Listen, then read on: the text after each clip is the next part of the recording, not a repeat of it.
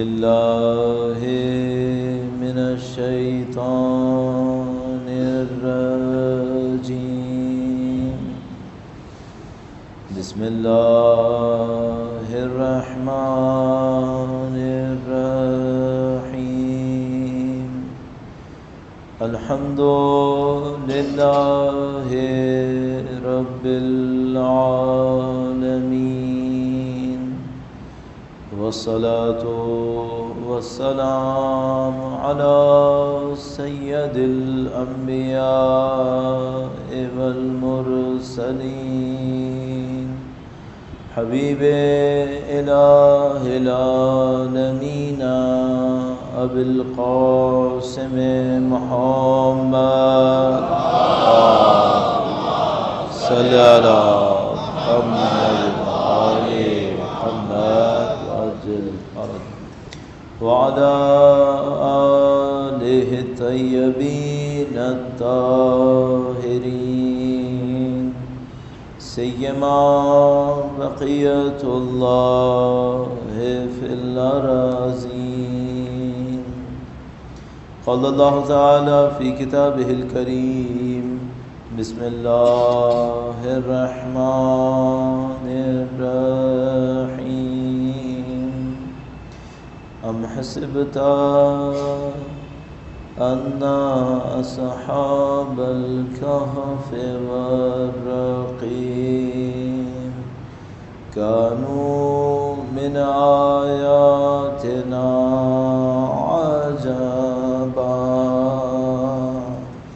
درود بھیجے گا محمد وآل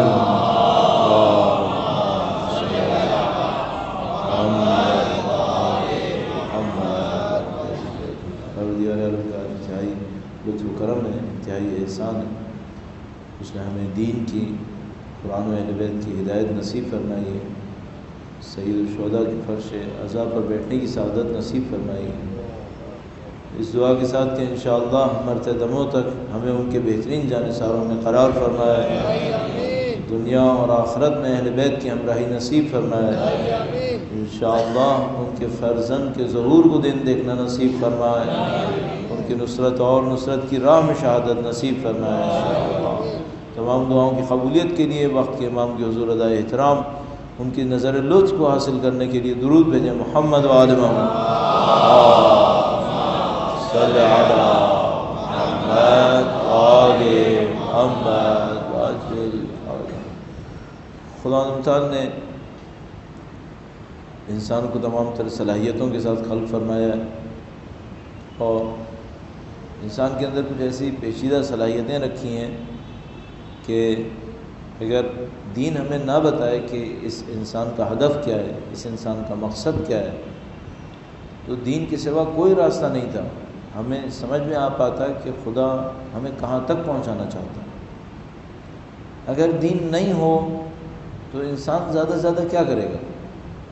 انسان اپنے جسم کے بارے میں غور کرے گا، اس کی صلاحیتوں کو دیکھے گا، تو اس کو اگر بہت محنت کرے گا، ڈیولپ کرے گا، تو مثال کے طور پر جیسے اولمپئنز ہوتے ہیں یہ اپنے جسم کو ڈیولپ کرتے ہیں، تو ایسے کام کر لیتے ہیں جو دوسرے انسان نہیں سوچ سکتے.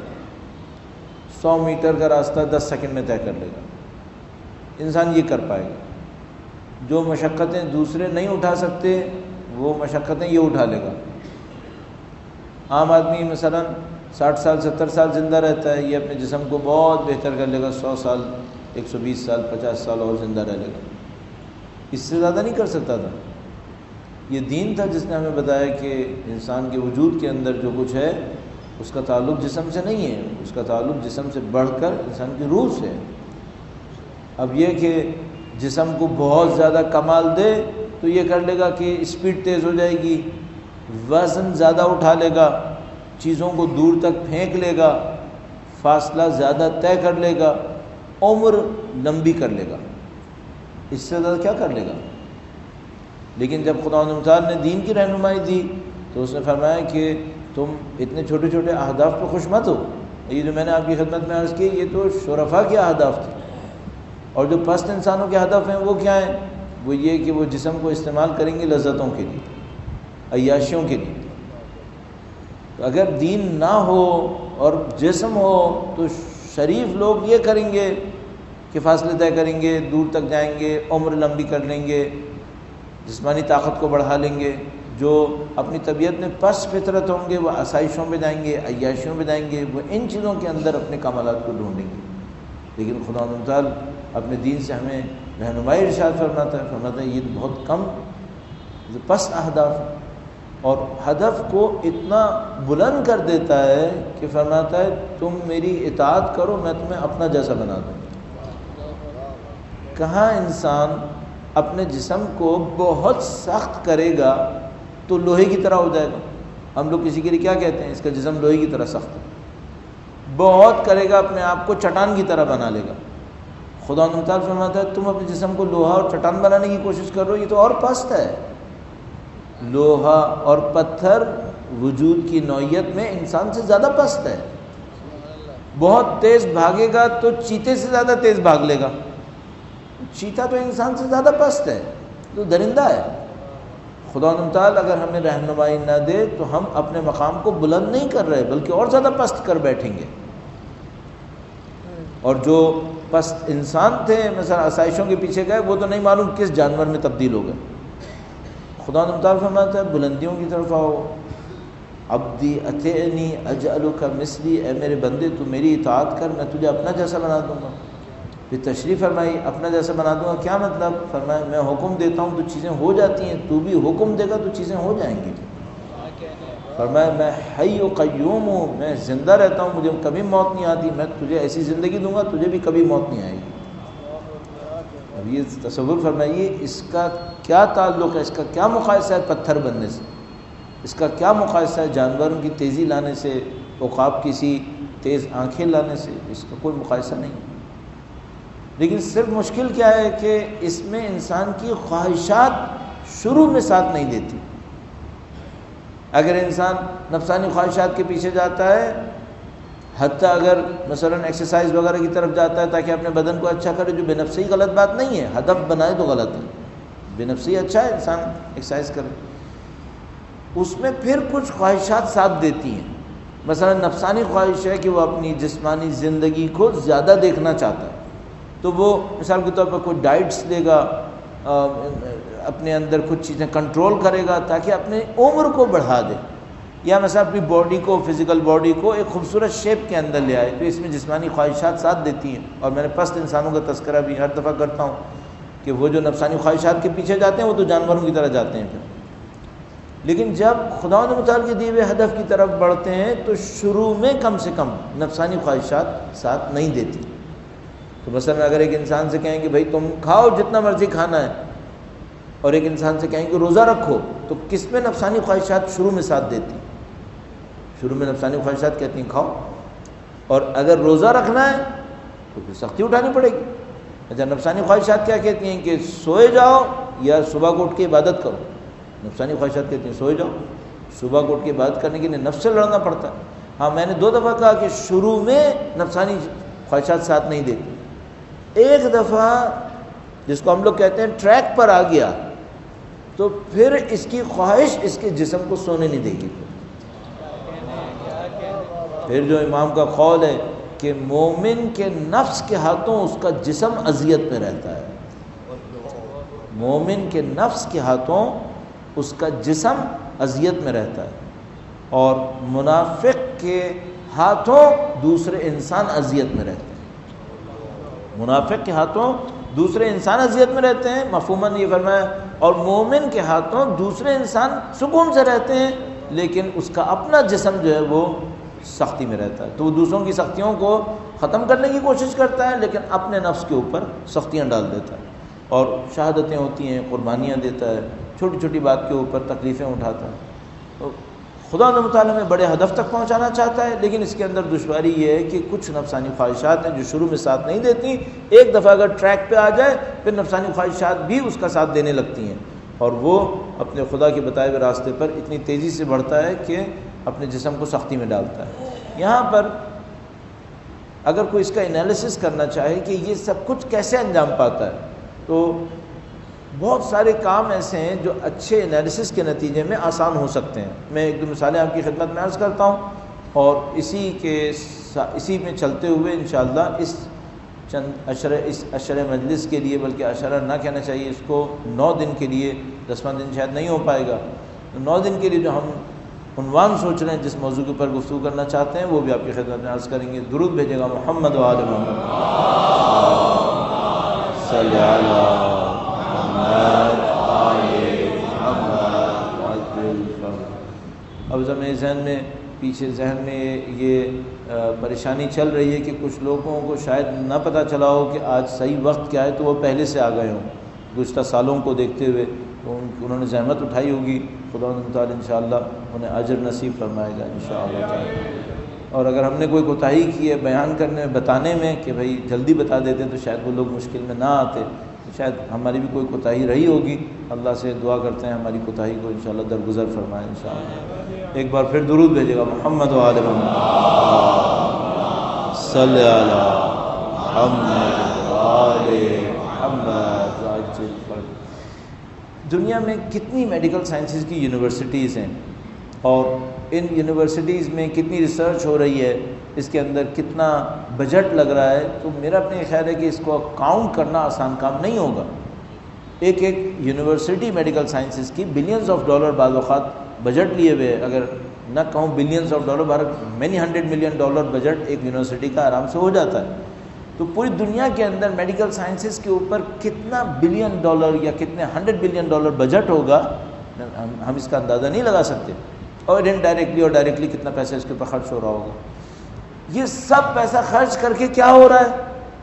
کام اچھا ہو رہا ہے، کچھ لوگوں کی جسم میں تکلیف ہے، اس تکلیف سے ان کو نجات مل جاتی ہے۔ اہل بیت بھی یہ کرتے تھے، اگر کوئی بیمار ان کے پاس آتا تھا کہ جسم میں تکلیف ہے، تو وہ دعا فرماتے تھے، اس کی تکلیف کو دور کرنے کے لیے اسے کوئی رائے حل دیتے تھے۔ تو جسم سے تکلیف کو دور کرنا اچھا کام ہے، اس کے لیے پیسہ لگائے اچھا ہے۔ یا مثلا مورٹیلٹی کا ریٹ ہمارے یہاں کم ہو جائے گا، مثلا جو بچے پیدا ہونے کے دوران مر جاتے تھے اس کا ریٹ کم ہو جائے گا۔ یا مثلا انسانوں کی عمر لمبی ہو جائے گی، پہلے 60-65 سال ایوریج ایج تھی، پھر 70-80 سال ہو جائے گی۔ لیکن اگر ٹرو سینس میں دیکھیں یہ اچیومنٹ نہیں ہے۔ مثلا ایک انسان، شاید میں ابھی اس ایج میں نہیں ہوں اس لیے ابھی اس کو اچیومنٹ نہیں کہہ رہا ہوں، مثلا ایک انسان 60-65 سال کی عمر میں مرتا، اب 80 سال زندہ ہے لیکن کوالٹی آف لائف خراب ہے، تو کیا کمال کیا؟ کیا کمال کیا؟ پہلے 60-65 سال زندہ تھا، اب 80 سال زندہ ہے، 15 سال بڑھا دیے۔ ایک قوم کی زندگی میں 15 سال بڑھائیں بہت مشکل کام ہے، ہنڈریڈز آف بلین اس کا بجٹ ہے، لیکن ہوا کیا؟ مثلا یہ ہوا، میں بھی اس دفعہ باہر گیا تو ایک جگہ پہ جانے کا موقع ملا جہاں پہ یہ اولڈ ایجز کے لوگ بیٹھے ہوتے ہیں۔ آدمی کہتا ہے ہمیں 60 سال میں مرنا بہت بہتر ہے، ایک یہ تکلیف دہ ہے، کوئی نہیں ہے۔ چند لوگ اس طرح کے جمع ہوئے میں، اور وہ کیا کر رہے ہیں؟ معمولاً اپنی موت کا انتظار کر رہے ہیں۔ ہم نے جتنی ترقی کی میڈیکل سائنسز میں، جسم کے اوپر محنت میں، اس سے 25% محنت اپنی روحانیات پہ کر لیتے تو اس مصیبت میں نہیں پھنستے۔ پھر ہم 25% محنت کر لیتے اس کے اوپر۔ Hundreds of billions of dollar ہم نے ہر سال مثال کے طور پہ انسانوں نے لگا دیے اس بات کے اوپر کہ اب اگر 100 آف بلین نہیں بھی ہونا تو 10s آف بلین تو یقیناً لگائیں۔ کس بات کے اوپر؟ بال کیسے نکلیں گے۔ کسی کے سر پہ بال تھے چلے گئے یا نہیں تھے، اس کے سر پہ بال کیسے اگیں گے؟ بلینز آف ڈالر اس کے اوپر خرچ ہو رہے ہیں۔ کیا لاجک ہے، کیا زندگی ہے، یہ دنیا کی حماقتیں ہیں۔ اچھا، ان تمام چیزوں کے نتیجے میں کیا ہو رہا ہے؟ اگر ایک جملہ پازیٹیو سینس میں استعمال کرو، ڈائیورسفیکیشن ہو رہی ہے، لیکن ڈائیورسفیکیشن کس چیز کے اندر ہو رہی ہے؟ جسم کے اندر نہیں ہو رہی، آبجیکٹیوز کے اندر ہو رہی ہے۔ اور ڈائیورسفیکیشن نہیں ہو رہی، ایکچولی ڈسٹریکشن ہو رہی ہے، ڈسٹریکٹ ہو رہے ہیں لوگ آبجیکٹیو کے اندر۔ اب ایک آدمی آبجیکٹیو اپنا یہ بنا لیتا ہے کہ مجھے لمبی عمر جینا ہے، آبجیکٹیو یہ بنا لیتا ہے مثلا جیسے بالوں کی مثال دی، ایسے بالوں کا ہونا ہے۔ یہ کیا آبجیکٹیوز ہیں؟ اور اس کے بعد جو زندگی کے تباہ کن زندگی دوسرے انسانوں کی بنی ہوئی ہے ان انسانوں کی قیمت پہ جو اپنے بالوں کے اوپر بلینز آف ڈالر لگا رہے ہیں۔ یہ تو میں نے انسانوں کے سر اور انسانوں کے بالوں کی مثال دی، billions of dollar, tens of billions of dollar جانوروں کی کیئر کے اوپر۔ آخر کوئی انصاف ہے؟ ایک انسان نعوذ باللہ کسی جانور کے بچے سے بھی کم ہو گیا ہے۔ البتہ کیا اس کا مطلب یہ کہ ہم جانوروں پہ ظلم ہوتا دیکھنا چاہتے ہیں؟ نہیں، اسلام حامی نہیں ہے۔ اللہ کے رسول چڑیا کے گھونسلے سے چند بچوں کے اور انڈوں کے اٹھائے جانے کے اوپر اپنے کسی جاننے والے کے اوپر، مسلمان کے اوپر اعتراض کرتے ہیں۔ وہ آتا ہے تو دیکھتے ہیں اللہ کے رسول کے اس کے سر کے اوپر چڑیا اڑ رہی ہے اور پریشانی کے عالم میں، تو پوچھتے کیا ہوا یہ؟ تو بتاتا ہے کہ میں نے اس کے گھونسلے میں سے انڈے یا بچے اٹھائے۔ فرمایا فوراً واپس رکھ کے آؤ۔ ہمارا دین یہ نہیں سکھاتا ہے کہ تم جانوروں کے اوپر بھی ظلم کرو۔ مثلا ایک جگہ پہ گئے، کسی جگہ کے اوپر ایک جانور کو دیکھا، جو مجھے یاد آتا ہے کہ گدھا تھا کوئی، اور وہ بغیر چارے کے بندھا ہوا تھا۔ فرمایا یہ کیا ہے؟ کہا اس کا یہ اب کمزور ہو گیا، اب یہ سامان نہیں اٹھا سکتا اور ہمارے پاس اتنا پیسہ نہیں ہے کہ ہم اسے کھلائیں۔ فرمایا اس کو باندھ کے کیوں رکھا ہے؟ چھوڑ دو اس کو، جنگل میں جائے، ریگستان میں جائے، جہاں کہیں بھی اس کو چارہ ملتا ہے اللہ نے دیا اس کو جا کے چھوڑ دو، وہاں پہ کھائے۔ اس مظلوم کے اوپر کیوں ظلم کر رہے ہو اس طریقے سے؟ تو مثلا یہ تو آج آئے جانوروں کی حمایت میں، مثلا ایسوسیشنز اور آرگنائزیشنز بنانے کے لیے۔ اللہ کے رسول 1400 سال پہلے مسلمان کو سکھاتے ہیں، اور یہاں تک سکھایا کہ مثلا فرمایا بنی اسرائیل کے اندر کوئی زاہد تھا اور اس نے نماز کے وضو کے لیے پانی بچایا اور ایک بلی کو پانی نہیں دیا اور وہ مر گئی، تو خدا متعال نے اس عابد سے کہا کہ تیری باتیں قبول نہیں ہوں گی، تو نے کیوں اس بلی کو پانی نہیں دیا؟ وہ مر گئی پیاس سے، تو اس نے اپنے وضو کے لیے پانی فرمایا تیمم کرتے۔ کیا دین نے یہ راستہ نہیں دیا تھا تم جانور کو پیاسا مارو، تم اپنے پانی کو استعمال کرو اپنے وضو کے لیے؟ خدا پسند نہیں کرتا ہے۔ تو خدا اپنی لطافت کے اندر نہ انسان پہ ظلم پسند کرتا ہے، نہ حتیٰ جانوروں پہ ظلم پسند کرتا ہے، اور میں عرض کروں حتیٰ نجس جانور پہ ظلم پسند نہیں کرتا، نجس جانور پہ ظلم پسند نہیں کرتا، کتے پہ ظلم کرے کوئی پسند نہیں ہے۔ عجیب ایک روایت کسی نے مجھے دکھائی ہے، تو میں چیپٹر سے تھوڑا سا خود ڈسٹریکٹ ہو رہا ہوں، لیکن اس کو عرض کرنے کی خاطر کہ ہم لوگ شاید نجس ہونے کی وجہ سے کسی جانور کو سمجھیں کہ اب اس پہ ظلم کرنا جائز ہو گیا۔ ایسا نہیں، کتے پہ بھی کوئی ظلم نہیں کر سکتا۔ عجیب روایت ہے عزیزان محترم، میں اس پہ یقین نہیں کر پا رہا تھا کہ یہ روایت ہمارے پاس ہے، لیکن ہے۔ اور مثلا روایت کے اندر موجود ہے کہ امام تشریف فرما تھے، ظاہراً جو مجھے ابھی تک یاد آتا ہے، کل میں ری چیک کر لوں گا، امام حسن مجتبیٰ علیہ السلام، درود بھیجے گا۔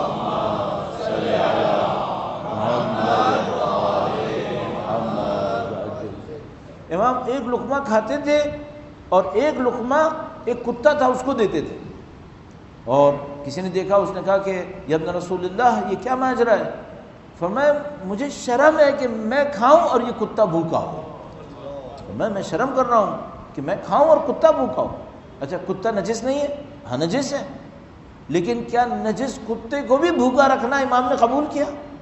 نہیں، نجس ہونا علیحدہ چیپٹر ہے، اس کو اللہ کی مخلوق سمجھنا علیحدہ چیپٹر ہے، بھوکا رکھنا صحیح نہیں ہے اس کا بھی۔ تو مثلا اگر ہماری سوسائٹی میں ایسا ہے کہ ہم نے کسی کتے کو دیکھا وہ مار رہے ہیں، بچے پتھر مار رہے ہیں اور نہیں معلوم اس کے ساتھ ظلم کر رہے ہیں، کسی نے اس کی گردن میں رسی باندھی ہوئی ہے، یہ کیا ہے وہ کیا ہے، واللہ خدا کا دین تو قبول نہیں کرے گا اس بات کو۔ کیوں پتھر مار رہے ہو؟ اس کتے نے کیا بگاڑا ہے؟ اس کو خدا نے خلق کیا ہے، یہ خدا کی مخلوق ہے۔ صحیح ہے کہ نجس ہے، اس کی مصلحت ہے خدا نے متعال کی، جس کی تحت اس نے کتے کو نجس قرار دیا، لیکن آیا کتے کے اوپر ظلم کرنا صحیح نہیں؟ تو ہم اگر اپنے دین سے رجوع کریں، ماشاءاللہ دین کی تعلیمات بہت ایڈوانس ہیں۔ یہ لوگ ابھی آئے 30-40 سال میں مشکل ان باتوں کو سمجھتے ہوئے، ہم لوگوں نے غفلت کی کہ جو دین نے ہمیں دیا تھا وہ ہم نے نہیں لیا، اپنی منمانی کی۔ مثلا خواتین کی تعلیم پر اللہ کے دین نے 1400 سال پہلے فرمایا طلب العلم فریضۃ علی کل مسلم و مسلمہ، ہم نے بھلا کر مشہور کر دیا کہ اسلامی معاشرے کے اندر عورتوں کی تعلیم ممنوع ہے۔ ابھی تک اسلام کے نام کے اوپر وہ نہیں معلوم طالبان اور کون کون سے وحشی لوگ وہ ان باتوں کو پروموٹ کر رہے ہیں۔ یہ کہاں کا دین خدا ہے؟ یہ خدا میں محبت اور الفت خدا نے حتیٰ نجس جانوروں کے لیے رکھی ہے۔ تو ان کو ہم لوگ انفرادی سطح پہ صحیح کریں۔ دیکھیے ہم معاشرے کو صحیح نہیں کر سکتے، کم سے کم انفرادی سطح پہ صحیح کریں. اب اس کی ریئیکشن میں کیا ہے؟ اس کی ریئیکشن میں پھر وہ لوگ جب کچھ کرتے ہیں، مثلا انہوں نے ایک آرگنائزیشن بنا لیا، اب کتوں کی کیئر کے اوپر بلینز آف ڈالر لگا رہے ہیں، گھروں کے اندر، ہر گھر کے اندر کسی کا بچہ ہوا یا نہیں ہوا کتا ہوگا اس کا، وہ لے کے چلے گا، بچے کو ٹائم نہیں دے گا، کتے کو ٹائم دے گا. یہ سب کیا ہے؟ یہ بھی غلط ہے، یہ بھی غلط ہے. یہ دین کی عجیب مصلحت تھی. دین نے کتے کو دور کروایا تھا. کیوں دور کروایا تھا؟ اتنا وفادار جانور تھا کہ خدا کو پتا تھا اگر یہ نزدیک آئے نا تو بچے سب بھگوا دیے جائیں گے، کوئی بچوں کے ساتھ نہیں بیٹھے گا پھر اگر یہ نزدیک آ گیا. یہ اتنا وفادار ہے، کیا کوئی انسان کسی کے لیے وفاداری کرے گا جو یہ کتا وفاداری کرتا ہے؟ اس خاطر شاید خدا تعالیٰ نے اس کو نجس کر کے باہر بھگوا دیا کہ اس کو گھر میں نہیں لانا کسی صورت میں. کیوں؟ یہ اگر گھر آیا نا تو تمہارا گھر نہیں بچے گا. اور یہ ویسٹ صاف نظر آ رہا. ان کے بچے نہیں بچے، ان کے اپنے تعلقات ختم ہو گئے ان جانوروں کے پیچھے. تو لیکن اس کا مطلب یہ نہیں کہ ہمیں ظلم کرنا الاؤ کیا. اب جو موضوع تھا ہمارا وہ یہ کہ انسان کو خدا تعالیٰ نے کچھ اہداف دیے ہیں، مقاصد دیے ہیں. ان اہداف و مقاصد کو پورا کرنے کے بہت سارے وسائل ہیں اور اس کے اندر کچھ ایلیمنٹس ہیں جو انوالو ہوتے ہیں. مثلا ایک ایلیمنٹ یہ ہے کہ بھئی آپ انسان کو کنونس کریں، لاجیکلی فلسفیکلی کنونس کریں کہ بھئی تمہارے یہ اہداف ہونے چاہیے. تو مثلا کیا طریقہ کار اختیار کیا جائے؟ یہ طریقہ کار جو ہم لوگ کر رہے ہیں کہ بھئی ہم اللہ کے دین میں جو انسانیت کے لیے اہداف ہیں ان کو بیان کریں، اس کے اوپر آیت سے، روایت سے، فلسفے سے، مختلف علوم سے سپورٹ لے کر آئیں اور آرگومنٹ کے ذریعے سے لوگوں کو کنونس کریں. ایک حد تک یہ چیز کام آتی ہے، ایک حد تک کام آتی ہے. بہت ساری جگہوں پر اس کے علاوہ کچھ کرنا پڑتا ہے. کیا کرنا پڑتا ہے؟ میں ایک مثال عرض کرتا ہوں آپ کی خدمت میں. درود بھیجے گا محمد و آل محمد.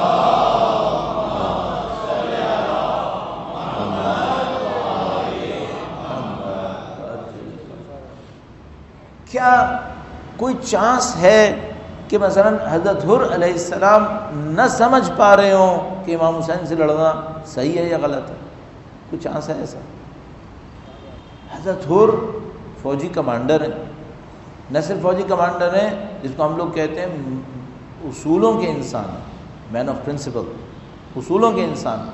یہ جو اصولوں کا انسان ہے یہ جانتا ہے کہ امام حسین کی جیسے اسٹیٹس کے آدمی کے ساتھ، ریلیجیس سوشل اسٹیٹس، یزید جو کچھ کر رہا ہے یہ صحیح نہیں ہے. وہ جانتے ہیں اس بات. لیکن صرف جاننا کافی نہیں تھا، کچھ اور چاہیے تھا. فلسفی دلیل ہوتی، آیے کریمہ ہوتی، عقلی دلیل ہوتی، وہ پہلے سے تھی. ایک اور عنصر ایڈٹ کوئی چیز چاہیے. اور مثلا وہ عنصر کیا تھا؟ وہ عنصر ایک معنوی عنصر آیا اور اس معنوی عنصر نے حضرت حر کو اس ہلاکت سے اس فلاح اور سعادت تک پہنچا دیا. اور ظاہر ہے کہ وہ سب سے اہم عنصر جو ہم لوگ کو کم از کم نظر آتا ہے وہ بی بی سیدہ طاہرہ سلام اللہ علیہا کا احترام تھا.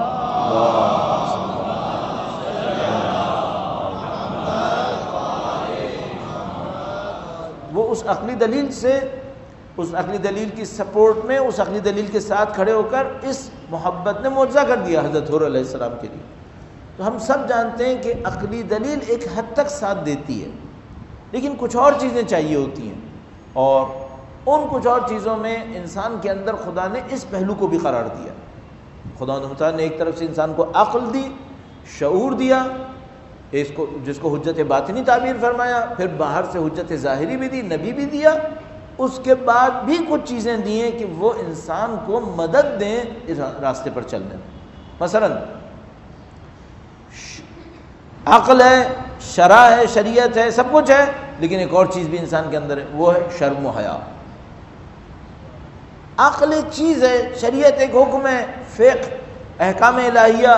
مثلا اگر ایک انسان اپنے تن کو ڈھانپا ہوا ہو، جسم کو ڈھانپے بھی ہے، اتنا ڈھانپا ہوا ہے کہ مثلا جس کو شریعت میں قید کہتے ہیں وہ پوری قید ہوئی بھی ہے، لیکن کیا وہ یہ کرے گا کہ شرٹ اتار کے بازار میں گھومنا پھر؟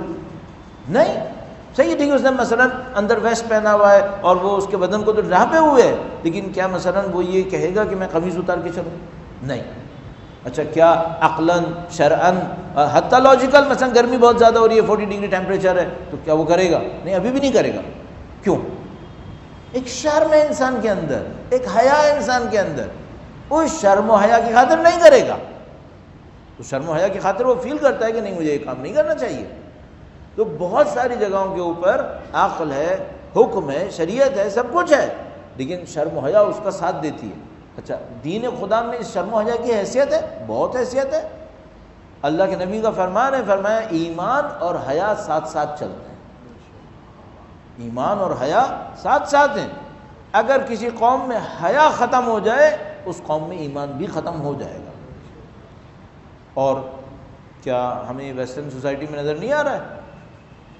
آپ یہ مت سوچیے گا کہ ہم لوگ باشرم ہیں اور یہ لوگ ابد سے ازل تک بے شرم تھے، نہیں، ایسا نہیں ہے۔ کیا ان کے یہاں پردہ نہیں تھا؟ ہماری خواتین پردہ کرتی تھیں تو کیا کرتی تھیں؟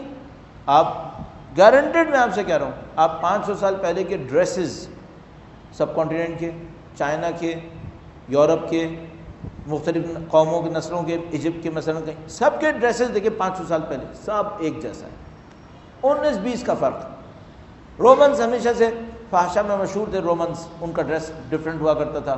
باقی سب قوموں کے ڈریسز کو آپ دیکھیں ایک جیسے ہیں، افریکنز کو دیکھ لیجئے اور ایشینز کو دیکھ لیجئے، میں نے عرض کیا چائنیز دیکھیے، جیپنیز دیکھیے، سب دیکھیے۔ ابھی بھی جب یہ ٹریڈیشنل ڈریسز کی باری آتی ہے تو یورپینز اور ایشینز سب ایک جیسے ہیں۔ ابھی دیکھ لیجیے آپ، مثلا جو یورپ کے اندر ننز ہیں وہ کیا لباس پہن رہی ہیں؟ کیا ہماری خواتین کچھ اور پہنتی تھیں؟ یہی تھا۔ کیا ننز اسکارف نہیں پہنتی وہاں پہ؟ اور ہم اپنی خواتین کو کیا کہتے ہیں؟ اسکارف پہننا ہی تو کہتے ہیں۔ یہ سب ایک تھا۔ یہ بے حیا آج جو اتنے بے حیا نظر آ رہے ہیں، سابقہ میں ایسے نہیں تھے۔ یہ 300 سال پیچھے چڑھ جائیے، 400 سال پیچھے چڑھ جائیے، موومنٹ چلی ہے باقاعدہ جس نے ان کے اندر سے شرم و حیا کو ختم کیا ہے۔ حضرت عیسیٰ علیہ السلام کا کیا مقام تھا، دین کا کیا مقام تھا؟ آپ اس وقت یورپ تشریف لے جائیے، شاید کوئی گاؤں ایسا بچا ہوگا جہاں 2-3 بڑے بڑے چرچ نہ ہوں۔ لندن میں چلے جائیے، اس وقت مصیبتوں میں سے ایک مصیبت جو ان کے بھی بنی ہوئی ہے کہ وہی کہ ان چرچ کے اندر سوائے کبوتروں کی کچھ نہیں ہے۔ بلڈنگز کی کنزرویشن کے اوپر اتنا خرچہ ہے کہ اس کا خرچہ کوئی دینے کو تیار نہیں ہے، اور مسلمان چرچ خرید رہے ہیں اور چرچ خرید کے اپنے سینٹرز بنا رہے ہیں، اور یہ چڑھ رہے ہیں اس بات کے اوپر کہ اب ہمارا کیا ہوگا۔ ان چرچ میں اب کوئی حتیٰ شادی بیاہ کے لیے جانے والا نہیں ہے، جانے کے لیے تیار نہیں ہے۔ صحیح ہے؟ تو یہ بنے کیوں تھے؟ یہ اس زمانے میں بنے تھے جب ان کی ہر گلی کونے کے اوپر ایک مسجد تھی، یعنی چرچ تھا، اور سب چرچ اتوار کے دن بھرے ہوئے ہوتے تھے۔ چند سو سال پہلے یہ لوگ یہ تھے، اور میں ڈرتا اس بات سے ہوں کہ ہمارے ساتھ خدا نہ کرے نعوذ باللہ یہی سین نہ ہونے والا۔ ہر گلی پہ ایک مسجد ہے، نعوذ باللہ تعالیٰ اگر ان کے راستے پہ چلے، یہ ان کے چرچ خالی پڑے ہیں ابھی، اور میں نے بتایا اب ان کو خود نہیں پتا ان کی کنزرویشن کے اوپر پیسہ کہاں سے آئے گا۔ یہ عالم ہے ان کا اس وقت۔ لیکن کتنے پرانے چرچ ہیں اور کتنے چرچ ہیں اللہ جانتا ہے۔ ایک چرچ میں نے وزٹ کیا، میں حساب لگایا کہ عاشور کے واقعے سے 8 سال کے بعد بنا تھا وہ چرچ۔ 680 AD میرے خیال میں اس کا تھا۔ عاشور کے واقعے سے 8 سال کے بعد میں کاؤنٹ کر رہا تھا کہ یہ چرچ بنا تھا، اور اس کا مطلب ہے اب اس کو ہو گئے 1400 سال تقریباً چرچ کو بنے انٹیکٹ۔ 1400 سال پہلے کیا بلڈنگ بنائی تھی کہ ابھی تک اسے کچھ نہیں ہوا ہے، مینٹین کی ہوگی یقیناً۔ لیکن یہ سب کس بات کی نشانی؟ اس بات کی نشانی ان کے یہاں دین کتنا مضبوط تھا۔ اب کیا ہے؟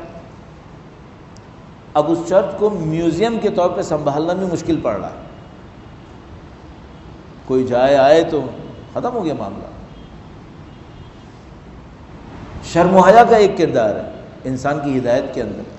اس طرح بہت ساری چیزیں، ان میں سے ایک جو میری ٹاپک سے اس وقت نزدیک ہے، میں اس کے اوپر چاہتا ہوں کہ 8-9 دن ہم اس کے اوپر محنت کریں، اور وہ ہے معاشرے کے رسم و رواج۔ تھوڑا سا اس بارے میں عرض کروں گا اسی بیک گراؤنڈ کو لیتے ہوئے۔ درود بھیجے گا محمد و آل محمد صلی علی محمد و آل محمد۔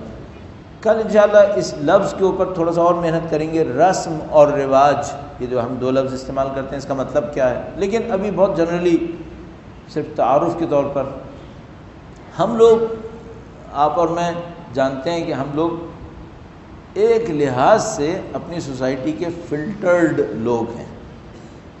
ہم سب کو اس بات کا احساس ہے کہ ہم لوگ شاید اپنی سوسائٹی کی صحیح نمائندگی نہیں ہے. ہم لوگ ایک سوسائٹی کا تھوڑا سا فلٹرڈ کلاس ہیں یہاں پر. تو یہ ہماری انتظامیہ بھی کہتی ہے کہ جب آپ شروع کرتے ہیں مجالس تو وہ چہرے آتے ہیں جو باقی عشروں میں نہیں آتے ہیں.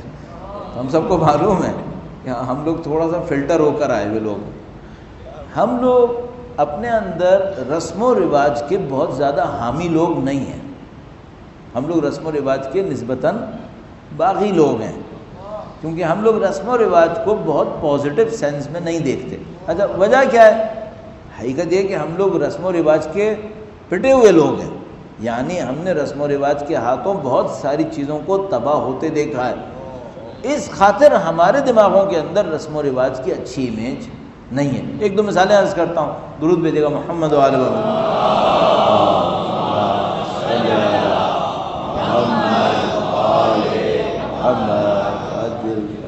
شاید مجلس کے اعتبار سے مناسب مثال نہ ہو، لیکن مثلا ہم لوگوں سب کو یہ فیس کرنا پڑتا ہے کہ ہم مثلا شادی بیاہ کے اندر جو کچھ ہو رہا ہے، قطعاً قسم کھا کے کہہ سکتے ہیں بھائی اس کا بہت کچھ دین سے نہیں ہے. نہ تنہا دین سے نہیں ہے، ہماری اپنی ثقافت سے بھی نہیں ہے. تو پھر کہاں سے ہے یہ؟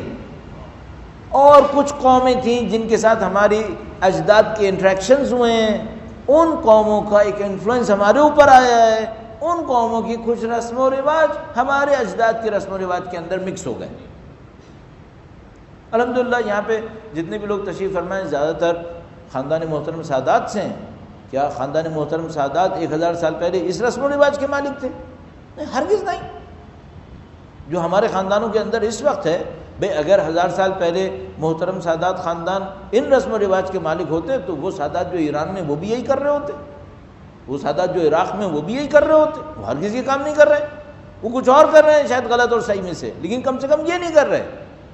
تو یہ جو نہیں کر رہے، تو یہ جو ہمارے محترم سادات خاندان ہیں، انہوں نے یہ چیزیں کہاں سے سیکھ لی؟ پھر معلوم ہے کہ ان کا اپنا نہیں ہے. انہوں نے کچھ قوموں کے ساتھ انٹریکٹ کیا ہے سینچریز کے اندر. وہ قومیں مثلا بر صغیر کی کچھ قومیں تھیں، وسطی ایشیا کی کچھ قومیں تھیں، اور مثلا بر صغیر کے دوسرے علاقوں کی قومیں تھیں. ان کے ساتھ انٹریکشن کے اندر بہرحال type of exchange of cultures ہوا ہے. کچھ ان کو ہم نے دیا، کچھ ہم نے ان سے لیا. اس کے نتیجے میں یہ رسم و رواج کا ایک پلندہ ہمارے پاس اس نسل کو مل گیا. اس میں شاید بہت اچھی تو نہیں لیکن اچھی اسٹڈی میرے خیال ڈاکٹر عزیز احمد کی ایک تھی کہ اسلام سب کانٹیننٹ کے انوائرنمنٹ کے اندر کس طرح سے انٹریکٹ کر رہا تھا ہندوؤں کے ساتھ اور ہندو اسلام کے ساتھ.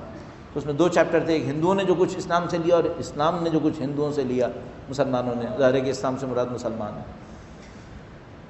تو یہ ہمیں معلوم ہے کہ یہ رسم و رواج کچھ سوسائٹیز کے ساتھ انٹریکشن کے نتیجے میں حاصل ہوئے ہیں. ان کی کوئی نہ دینی بنیاد ہے، نہ حتیٰ سادات کی ثقافتی بنیاد ہے یہ. اب ہم لوگ جب اس نسل میں آئے اور مثلا اس نسل کے اندر ٹیلی کمیونیکیشن کی وجہ سے، ٹرانسپورٹیشن کی وجہ سے، انفارمیشن کی وجہ سے ہمیں اپنے ہی روٹس کے ساتھ ملنے کا موقع ملا. مثلا ہم میں سے کچھ لوگ ایران گئے، عراق گئے، انہوں نے وہاں پہ سادات کو دیکھا، یا مثلا اپنے دین کے اوپر غور و فکر کیا، تو پھر اچانک ہمیں نظر آیا کہ بھئی یہ تو کلچر میں ہمارے نہیں تھا، یہ بعد میں ایڈ ہوا ہے. اچھا اب ہم لوگوں نے جب ریئیکٹ کیا اس کے اوپر تو ہمیں سوسائٹی کے رسم و رواج سے ٹکرانا پڑ گیا، اور سوسائٹی نے پھر ٹھیک ٹھاک ہم سے بدلہ بھی لیا. ہم لوگوں کو ٹھیک ٹھاک ٹف ٹائم دیا اس نے. البتہ ہم میں سے بہت سارے دوستوں نے مقابلہ بھی اچھا کیا، اور انہوں نے کافی رسم و رواج کا مقابلہ کر لیا، کم از کم اس فلٹرڈ گروپ نے، کہ بھئی ہم یہ چیزیں ہم قبول نہیں کریں گے، یہ چیزیں ٹھیک ہے چلو کوئی بات نہیں، اس کے اوپر تحمل کر لیتے ہیں. لیکن بہرحال کافی مقابلہ کیا. تو ہم لوگ بنیادی طور پر رسم و رواج کے معاملے میں کوئی اچھی اوپینین ڈیولپ نہیں کر پاتے اپنے ذہن کے اندر. لیکن میں ایک سوال کروں گا، اور تھوڑا سا رک کر رسم و رواج سے پہلے اس کی بھی ایک بیس جو انڈیویجول لیول کے اوپر ہے. رسم و رواج ایک سوشل ایکسپریشن ہے. جب میں آپ سے کہتا ہوں رسم و رواج تو ظاہر ہے یہ رسم و رواج سماجی ہے، معاشرتی ہے. رسم و رواج کے پیچھے ایک فردی ایکسپریشن بھی ہے، مینیفیسٹیشن بھی ہے، اور وہ کیا ہے، اس کو ہم عادت کہتے ہیں۔ تو انسان کے اندر ایک عادت ہوتی ہے اور معاشرے کے اندر رسم و رواج ہوتا ہے، ٹھیک ہے؟ تو اگر آپ کو رسم و رواج کو معاشرتی سطح پہ دیکھنا ہے تو انفرادی سطح پہ جا کے آپ عادت کو دیکھیے، صحیح ہے؟ اس کے اوپر چند جملے عرض کرتا ہوں، درود بھیجے گا محمد و آل محمد۔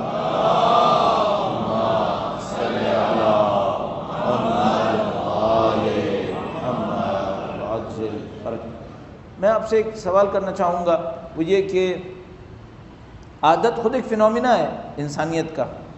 پوری کائنات میں جتنے بھی انسان ہیں ان سب میں پازیٹیو نیگیٹو عادتیں ہیں، صحیح ہے؟ ہر قوم کی علیحدہ عادت ہے، ہر فرد کی علیحدہ عادت ہے۔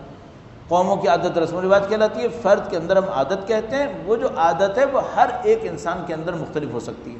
بھئی آپ جتنے لوگ یہاں پہ بیٹھے ہیں سب عادتاً ایک ہی جیسے کام کرتے ہیں؟ نہیں، کسی کی مثبت عادت ہے، مثلا مثبت عادت کیا ہے؟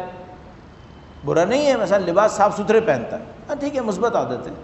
اچھا، ایک کی منفی عادت ہو سکتی ہے، صرف برانڈ کے کپڑے پہنوں گا، ٹھیک ہے، میں اس کو منفی عادت سمجھ رہا ہوں۔ ایک کی اچھی عادت ہو سکتی ہے، وہ یہ کہ وہ ہر جمعے مثلا فلاں فلاں کاموں کو انجام دیتا ہے۔ وہ ایک کی منفی عادت ہو سکتی ہے، وہ ہر دن اپنے دانتوں سے ناخن کاٹتا ہے، عادت ہے۔ لیکن یہ عادت بنفس ہی اچھی چیز ہے یا بری چیز ہے؟ اگر عادت نہ ہوتی نا انسانوں کے اندر تو یہ سمجھ لیں سوسائٹی نے بننا ہی نہیں تھا۔ عادت اتنی بڑی بلیسنگ ہے اللہ کی، اتنی بڑی نعمت ہے، اگر عادت نہ ہوتی سوسائٹیز نے نہیں بننا تھا، نہیں بن سکتی تھی۔ میں اس کی مثال آپ کی خدمت میں عرض کرتا ہوں، درود بھیجے گا محمد و آل محمد۔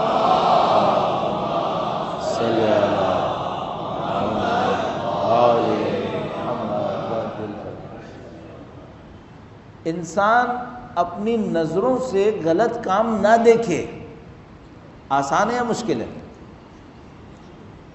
مشکل ہے۔ انسان اپنی نظروں کو کنٹرول کرے اور غلط چیز نہ دیکھے، آسان ہے یا مشکل ہے؟ مشکل ہے۔ دوسری نظر نہ دیکھے یہ مشکل ہے، دوسری نظر نہ دیکھے یہ بھی مشکل ہے، پہلی نظر بھی نہ دیکھے یہ کیا ہے؟ تو معجزہ ہے، پھر معجزہ ہے۔ مثلا آپ کہیں راستے میں چل رہے ہیں، سامنے ایک غلط منظر آنے والا ہے، آپ کو پتا ہے؟ نہیں، آپ نے دیکھ لیا، یہ ہو گئی پہلی نظر، اس کو آپ روک سکتے ہیں کیا؟ اگر کوئی اس کو روک لے تو کیا ہے؟ یہ تو معجزہ ہے، یہ تو معجزہ ہے پھر۔ اچھا، ہمیں معلوم ہے کہ عادت سے یہ بھی حاصل ہو سکتا ہے۔ اگر کوئی انسان عادت بنائے، پہلی نظر کی بات ہو رہی ہے، دوسری نظر کی بات نہیں ہو رہی۔ ابھی تو ہم لوگوں کو مصیبت یہ ہے کہ ہم دوسری نظر کو کیسے روکیں گے؟ مصیبت تو یہاں پہ آئی ہوئی ہے، ابھی ہم پہلے کے اوپر بات کر رہے ہیں، صحیح ہے۔ دوسری نظر کو ایک منظر سامنے آیا جو غلط ہے، اس نے اپنے نفس کے اوپر کنٹرول کیا ہوا ہے کہ جیسے ہی غلط منظر نظر آئے گا اب یہ دوبارہ نہیں دیکھے گا۔ یہ عادت سے کر سکتا ہے یا نہیں کر سکتا؟ بالکل کر سکتا ہے۔ عادت بنا لے اپنی کہ بھئی اگر میرے سامنے کوئی غلط منظر آیا، پہلا منظر غلطی سے میں دیکھ لیا، لیکن میں فوراً اپنی نظروں کو کہیں اور لے کے جاؤں گا، اور اپنی عادت یہ بنا لی کہ میں دوسری نگاہ کو کنٹرول کروں گا۔ اچھا، ہمارے پاس ایسے لوگ موجود ہیں جنہوں نے اپنی دوسری نظر کے کنٹرول کی عادت کو اس پائے پر پہنچا دیا کہ خدا نے ان کو پہلی نظر کی کنٹرول کی عادت دے دی۔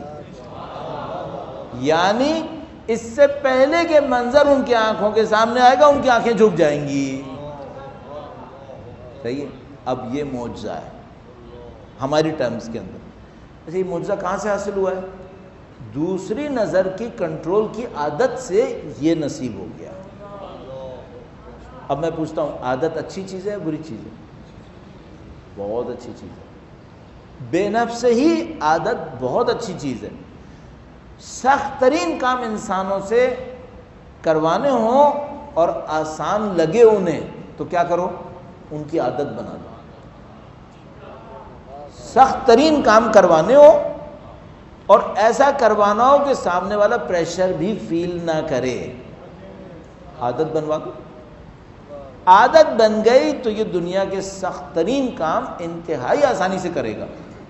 مثلا اللہ کا کرم، اللہ کا احسان ہے،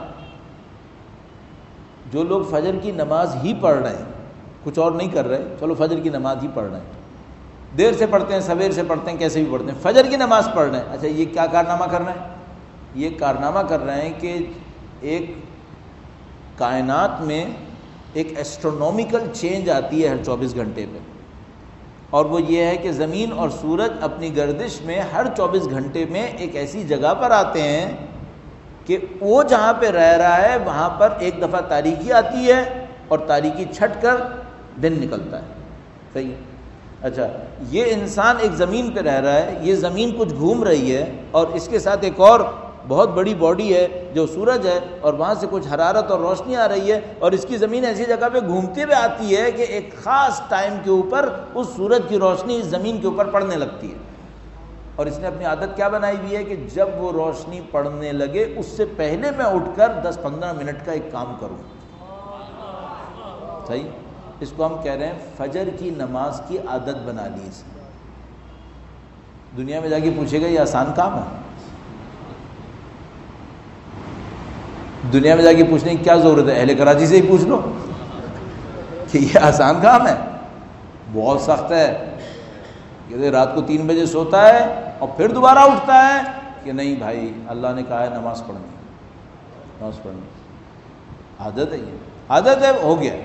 لیکن آسان ہے یا سخت ہے؟ بہت سخت. بے نفس ہی سخت ہے، لیکن اس نے اپنی عادت کے ذریعے سے اس کو آسان کر لیا ہے. اب باقی مسلمان آپ ویسٹ میں جائیے اور ذرا سا ان سے ایک بات کہیے، جب کہ ان کے ہاں بھی حرام ہے، اور ان سے کہیے کہ ہم معاشرے میں الکوہل پہ بین لگا رہے ہیں. کسی جنگ میں 5 لاکھ بندے مرے نا، اور اس پہ بھی پروٹیسٹ ہوں گے، تو جو الکوہل کے بین پر پروٹیسٹ ہوں گے نا وہ تاریخ بشری میں کبھی نظر نہیں آئے ہوں گے. اتنا پروٹیسٹ کریں گے یہ لوگ. کیوں؟ ان کی زندگی کا عنصر اولیہ بن گیا ہے. صحیح. اب ان سے کوئی پوچھے کہ ہمارے پاس ایک ملک ہے جس کے اندر 20 کروڑ آبادی ہے اور اس میں شاید 19 کروڑ لوگ شراب نہیں پیتے، ان لوگوں کے لیے ناقابل تصور ہے. یہ کیسے ہو سکتا ہے؟ کیا یہ بھی پاسبل ہے؟ ظاہراً آیت اللہ جوادی عاملی ایک دفعہ ارشاد فرما رہے تھے، آیت اللہ جوادی عاملی تھے یا کوئی اور اسکالر تھے، وہ یہ بتا رہے تھے کہ کہیں جرمنی گئے اور کوئی لیکچر دیا سختی کے اوپر، تو ایک جرمن آیا اور اس نے کہا کہ ہاں یہ سختیاں بہت، زندگی انسان میں سختیاں آتی ہیں اور ہم لوگوں کو بھی بہت سختیاں اٹھانی پڑی ہیں 2nd ورلڈ وار میں. تو انہوں نے پوچھا کیا سختی اٹھانی پڑی؟ کہنے لگا 2nd ورلڈ وار کا ٹائم تھا، بہت تباہی ہوئی 2nd ورلڈ وار میں، کروڑوں انسان مرے ہیں. اب وہ بیوقوف انسان کیا دہرا رہا ہے؟ کہہ رہے 2nd ورلڈ وار کا ٹائم تھا، بہت بمباری ہوئی تھی. ہمارے ولیج اور ہمارے گاؤں کے علاقے میں ایک کارخانہ تھا جہاں شراب بنتی تھی، وہ بھی تباہ ہو گیا تھا، 2 ہفتے تک نہیں ملی تھی. یہ بدبخت کروڑوں انسان مرنے کو سختی نہیں بول رہا ہے، 2 ہفتے نہ ملنے کو بول رہا ہے، یہ سختی تھی 2nd ورلڈ وار کی. صحیح ہے. ابھی اس کو بولو 18 کروڑ انسان ایک جگہ رہ رہے ہیں، 20 کروڑ انسان، یہ لوگ نہیں پیتے. اچھا یہ کیوں نہیں پی رہے؟ سب کے سب اللہ کے مخلص بندے ہیں. اب یہ راز بھی مت کھلواؤ. عادت بن گئی ہے،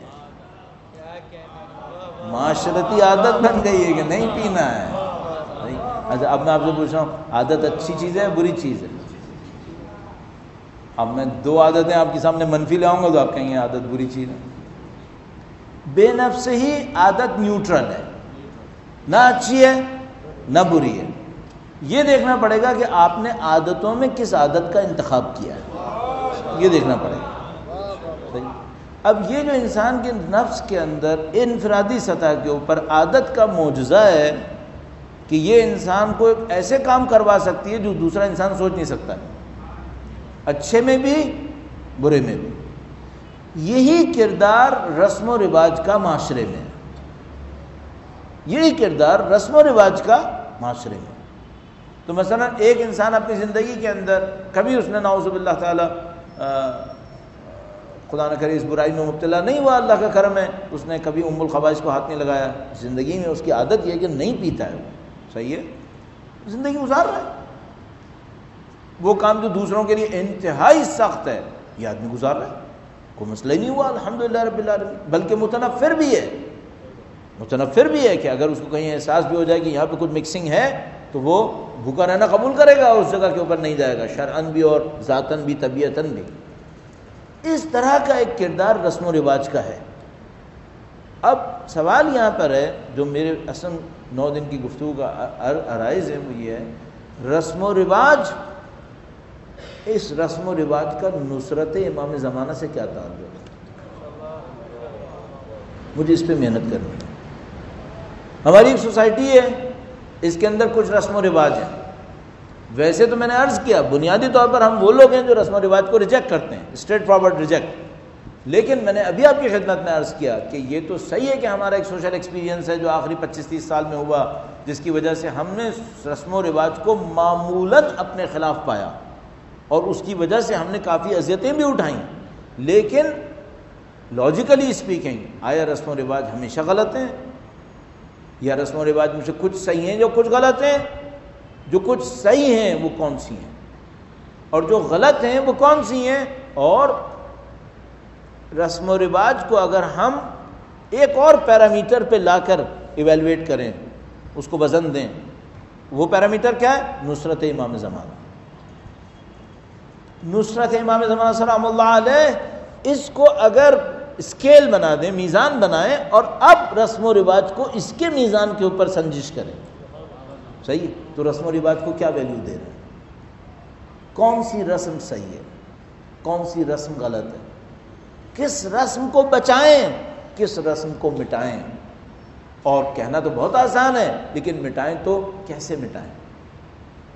سوسائٹی میں رسم و رواج کے اوپر ایک تعلق ہے، اصل رسم و رواج ہوتا ہی ایک تعلق کی بنیاد پر ہے، کل میں اس کو اجمالاً عرض کرنے کی کوشش کروں گا، لیکن رسم و رواج ہوتا ہی ایک تعلق کی بنیاد پر ہے، تعلق نہ ہو تو رسم و رواج نہیں بنے گا۔ اصل اگر کسی معاشرے سے اس کے رسم و رواج کی مخالفت کی جاتی ہے تو کیا وہ معاشرہ قبول کرے گا؟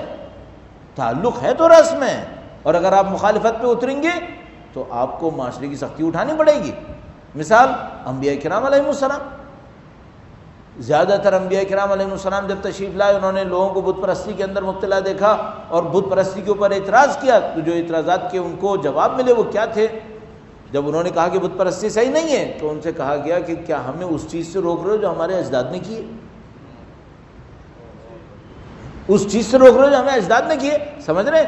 معاشرہ نہیں کہہ رہا کہ تم ہم سے عقل مندی کی باتیں نہیں کر رہے، معاشرہ نہیں کہہ رہا کہ تمہاری دلیل کامل نہیں ہے، معاشرہ کیا کہہ رہا ہے اپنے انبیاء سے؟ ہم سے اس چیز سے روک رہے ہو جو ہمارے اجداد نے کی ہے۔ معاشرہ اپنے رسم و رواج پہ ریئیکٹ کرتا ہے۔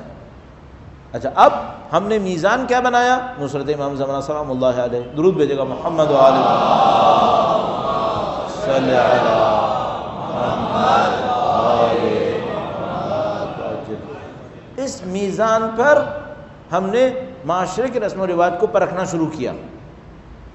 جو میں نے سنجش کا لفظ استعمال کیا وہ فارسی کا تھا، پرکھنا صحیح، اس کو پرکھنا شروع کیا اور ہم نے ان رسم و رواج کو گریڈز دینا شروع کیے، یہ مثلا +5، یہ -5، یہ -10، یہ +10، ٹھیک ہے۔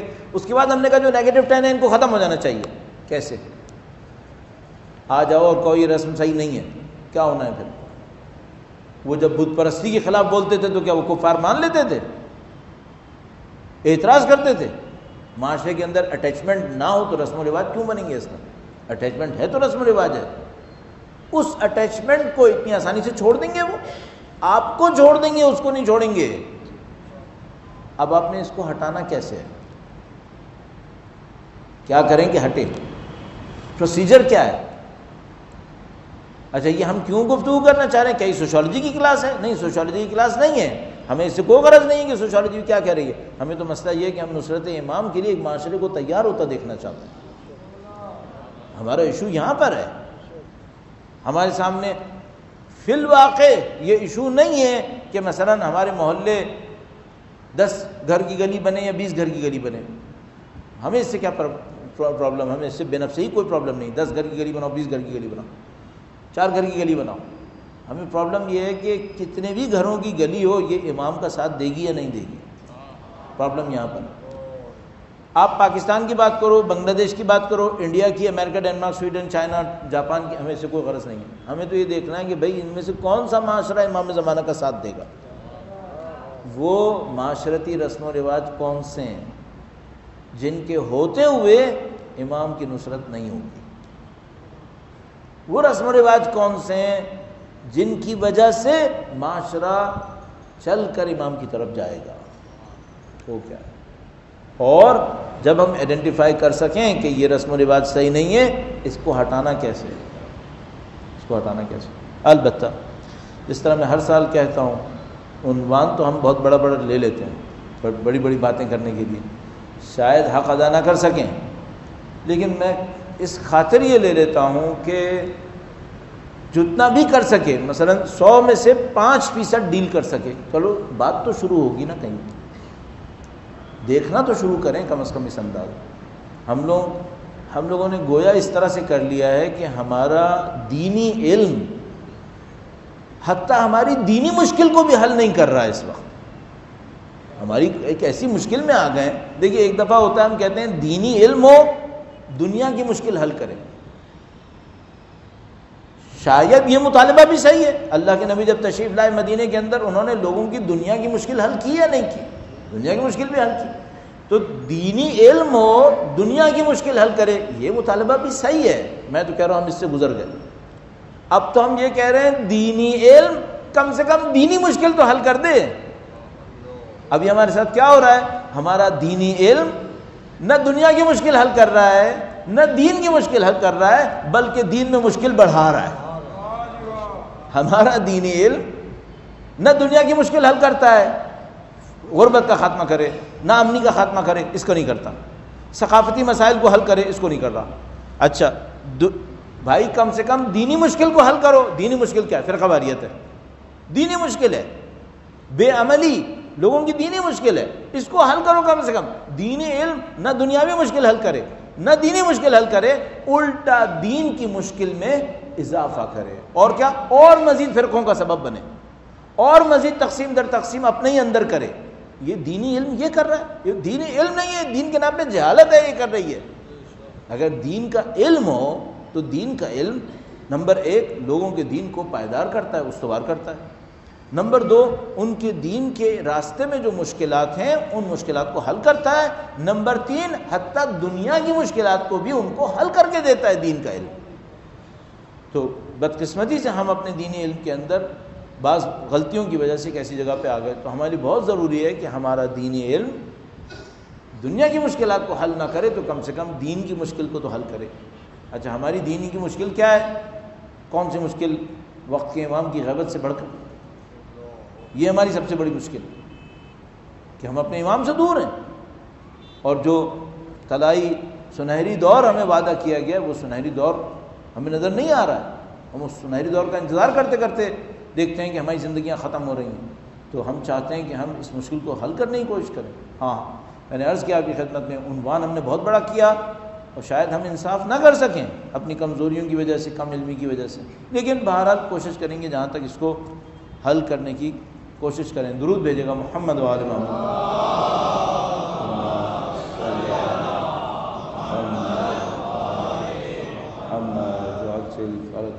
اور حقیقت یہ ہے کہ ظاہر ہے کہ ہم اپنی کمزوریوں کا اعتراف کرتے ہیں، خامیاں، کوتاہیاں، غلطیاں، لغزشیں، خطائیں سب کا اعتراف کرتے ہیں، اور اس کے بعد دست نگر ہیں، اپنے ہاتھ پھیلاتے ہیں اہل بیت اطہار سلام اللہ علیہم اجمعین کے سامنے کہ مولا ہم بے بس ہیں. ہم اپنی دنیا کی مشکلات کو حل کرنے میں بھی بے بس ہیں اور اپنی دینی کی مشکلات کو بھی حل کرنے میں بے بس ہیں، اور اپنے رہنماؤں اور اپنے سرپرستوں سے پرخلوص دعا کرتے ہیں کہ مولا نصرت فرمائے. ہم لوگوں نے دنیا کی مشکلات کو حل کرنے کے لیے انفرادی سطح پہ اہل بیت کو پکارا ہے. میں کہیں پھسل گیا تو میں نے یا علی مدد کہہ دیا. کاش ہم معاشرے کی مشکلات کو حل کرنے کے لیے یا علی مدد کہہ رہے ہوتے، ان کی مشکل کشائی کو یہاں پہ حاصل کرتے. حقیقت یہی ہے، جو انصاف ہے وہ یہ ہے کہ ہم نے یہ سمجھا شاید معاشرے کو ہم نے حل کرنا ہے. قطعاً ہم نے حل نہیں کرنا ہے، یہ ہماری طاقت توانائی میں اپنی مشکل حل کرنا نہیں ہے، تو ہم معاشرے کی مشکل کو کہاں سے حل کریں. صرف ایک راستہ ہے کہ جس طرح سے ہم مثلا اگر ہماری اولاد کسی بیماری میں ہو اور ہم گڑ گڑاتے ہیں کسی ایسی ہستی کے سامنے کہ مولا اس مشکل کو حل فرمائے، ہمیں اس حد میں جا کر اہل بیت کے سامنے گڑ گڑانا ہوگا، تضرع اور گریہ اس حد میں کرنا ہوگا کہ مولا معاشرہ مشکل میں اور سختی ہے۔ لیکن ظاہر ہے کہ یہ وہی کر سکے گا جو اپنے دل میں لوگوں کے لیے اتنی ہی محبت احساس کرے جو اپنی اولاد کے لیے احساس کرتا ہے۔ کیوں رہبر معظم بعض اوقات قوم کی مشکل بتاتے ہوئے رونا شروع کر دیتے ہیں؟ یہ تصنع ہے نعوذ باللہ تعالیٰ، اس تقویٰ پرہیزگاری کے ساتھ تصنع کریں گے، ریاکاری کریں گے، نعوذ باللہ تعالیٰ؟ نہیں ہے، تصنع ریاکاری نہیں ہے۔ ایک باپ اپنی اولاد کے لیے روئے، ریاکاری نہیں ہوتی ہے۔ ان کے دل میں قوم کے لیے ایک احساس ہے، اس احساس کی خاطر جب اس کی مشکلات کو دیکھتے ہیں تو گریہ کرتے ہیں۔ پاکستان کی قوم کے لیے گریہ کیا ہے خطبے کے اندر، مشکلات کو دیکھتے ہیں۔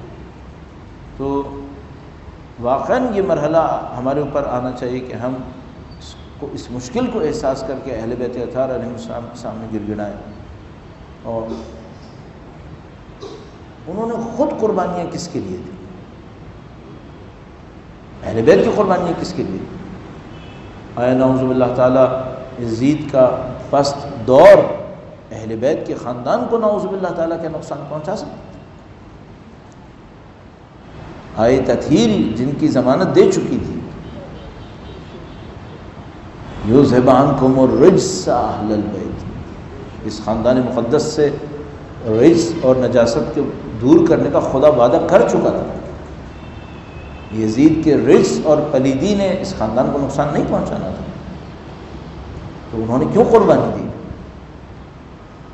یا مثلا پنجتن کا گھر، وہ مقدس گھر جس کے اندر پنجتن تشریف فرما تھا، اس مقدس گھر کو خلافت کے چھن جانے سے کوئی نقصان نہیں ہونا تھا۔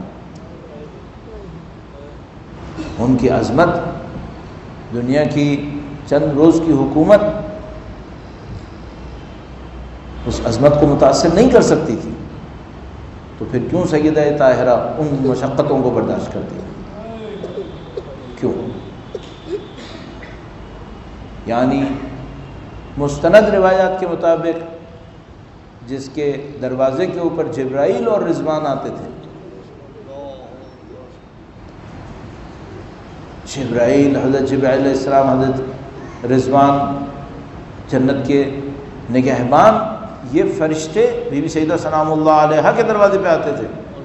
اگر کوئی جبرائیل اور رضوان کو نہ مانے تو کیا محمد مصطفیٰ کا انکار کرے گا؟ کیا نبی خدا محمد مصطفیٰ 6 مہینے تک سیدہ طاہرہ کے دروازے کے اوپر کھڑے ہو کر فرماتے رہے السلام علیکم یا اہل بیت النبوہ و موضع الرسالہ و مختلف الملائکہ۔ جن بی بی کے احترام میں خود اللہ کے رسول مخلوق اول انسان کامل راست قامت کے ساتھ کھڑے ہو جایا کرتے تھے، احترام فرماتے تھے، اس بی بی کے لیے کیا باغ کوئی موضوع رکھتا ہے؟ اس بی بی کے لیے خلافت کوئی موضوع رکھتی ہے؟ تو پھر کیوں تماچا برداشت کیا؟ حد۔ ایک طرف سے یہ صبر ہے جو انسان کو رلاتا ہے، ایک طرف سے ان لوگوں کی شقاوت اور پستی انسان کو رلاتی ہے، ایک طرف سے یہ عظیم الشان صبر ہے۔ ہم لوگوں نے اردو زبان میں تھپڑ کو عربی کا تماچا سمجھا ہے، یہ کچھ اور ہے۔ عرب بیان کرتے ہیں کہ اگر عربی میں یہ کہیں کہ تھپڑ مارا ہے تو جس رخ سے مارا ہو وہ آنکھ ضائع ہو جایا کرتی تھی۔ عرب میں موجود ہے ہمارے پاس، یہ کچھ اور ہے۔ ملیکہ کائنات، ملیکہ کائنات یعنی جس کی ماں ملیکہ عرب ہے اور وہ خود کائنات کی ملیکہ ہے۔ نہ ملیکہ عرب ہونے میں کوئی شک ہے، نہ سیدہ کونین ہونے میں کوئی شک ہے، اور وہ ظالموں کے اس ظلم کو برداشت کرے، یا اللہ، کسی اور کے لیے؟ انسانوں کی ہدایت کے لیے، انسانوں کو کمال تک پہنچانے کے لیے۔ اور عزیزو، اگر میں بیوی کے مصائب میں بس 2 جملے اور عرض کروں کہ ایک تو وہ ظلم ہوا جو گھر کے اندر ہوا، اور جب میں نے آپ سے کہا گھر کے اندر ہوا تو میں ذرا سا اس کو اور عرض کرتا چلوں کہ ایک ظلم تھا جو ماں نے برداشت کیا، ایک ظلم تھا جو علی مرتضیٰ جیسے شوہر نے برداشت کیا، اور ایک وہ ظلم تھا جو ماں نے دیکھا کہ میرے بچے دیکھ رہے ہیں کہ میں پٹی ہوں۔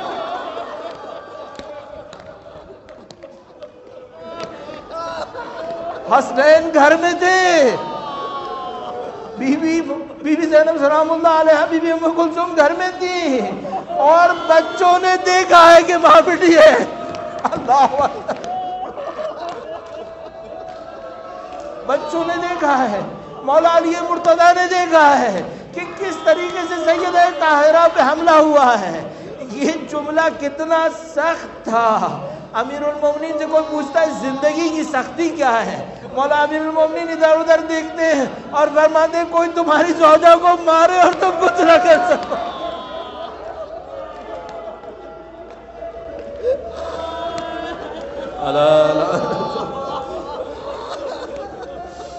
الا لعنۃ اللہ علی القوم الظالمین وسيعلم الذین ظلموا أي منقلب ينقلبون۔ پروردگارہ جنہوں نے سیدہ طاہرہ پہ ظلم کیا انہیں بدترین عذاب میں مبتلا فرما۔ اے پاک پروردگار، اس عذاب کا، اس ظلم کا انتقام لینے والے امام زمانہ کے ظہور میں تعجیل فرما۔ اے خدایا ہم سیدہ کے چاہنے والے، خدایا امام کی نصرت کی سعادت نصیب فرما، ان کی نصرت کی راہ میں شہادت نصیب فرما۔ ربنا تقبل منا انك انت السميع العليم بجاہ محمد وآلہ الطاہرین۔